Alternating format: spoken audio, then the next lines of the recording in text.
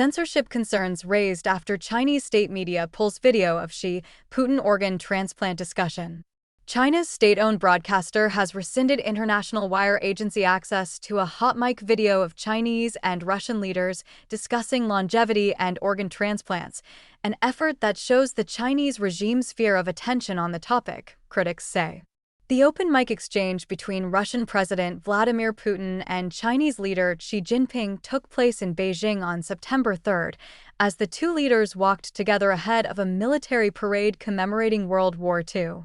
Xi at the parade told Putin that these days at 70 you are still a child, prompting Putin to remark that continued organ transplants could allow one to live younger and even reach immortality. Xi in response said that it is predicted that there's a chance of humans living to 150 years old. The conversation became global news and sparked discussions about the Chinese regime's state-sanctioned forced organ harvesting, a taboo topic in China. CCTV has since taken down the live stream video that captured the exchange. The audio of that conversation on Chinese media is now covered with music. CCTV also sent a letter through its lawyer to Reuters, which licensed the video through CCTV and edited it into a 4-minute clip, requesting the news agency to remove the footage on the grounds that the clips Reuters published exceeded the agreed-upon scope. CCTV lawyer He Danning claimed Reuters' editorial treatment applied to this material has resulted in a clear misrepresentation of the facts and statements contained within the licensed feed. Reuters withdrew the video and issued a kill notice to its clients on September 5th. The agency said it had earlier distributed the clip to more than 1,000 media clients around the world, including major international news broadcasters and TV stations. In a statement, Reuters said it was removing the content because it no longer has the legal permission to publish this copyrighted material. We stand by the accuracy of what we published. We have carefully reviewed the published footage, and we have found no reason to believe Reuters' long-standing commitment to accurate, unbiased journalism has been compromised, Reuters stated.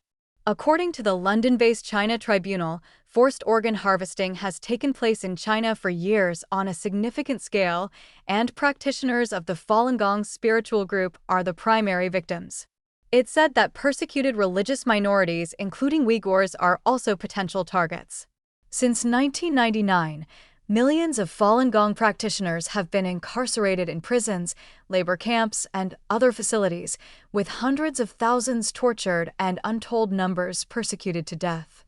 According to the Falun Dafa Information Center, the International Coalition to End Transplant Abuse in China, an Australian advocacy group comprising lawyers, academics, medical professionals, researchers, and human rights advocates, said it was not surprised by CCTV's demand, considering that organ transplants in China are linked to crimes against humanity.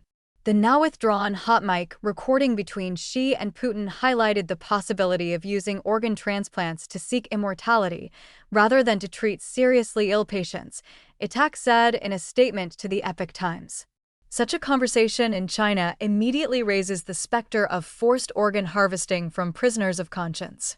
The group said the incident should be a reminder of the responsibility of media outlets to resist undue influence, the necessity for governments to respect press freedom, and the urgency of addressing credible allegations of forced organ harvesting and other human rights abuses in China. Efforts to suppress or dilute media coverage risk silencing victims and obstructing informed public debate. Independent journalism is critical in holding governments accountable, especially when issues involve systemic human rights violations. Two pieces of U.S. legislation that aim to sanction perpetrators of forced organ harvesting, the Stop Forced Organ Harvesting Act and the Falun Gong Protection Act, have already been approved by the House. The Uyghur Genocide Accountability and Sanctions Act of 2025, introduced a month ago to both the Senate and the House, seeks to expand sanctions of the existing law, the Uyghur Human Rights Policy Act of 2020, regarding the human rights abuses in the predominantly Muslim Uyghur Xinjiang region. Each addresses forced organ harvesting in distinct ways, and swift passage is critical to avoid U.S. complicity in these crimes, Itak stated. The international community cannot afford selective silence when fundamental human rights are at stake.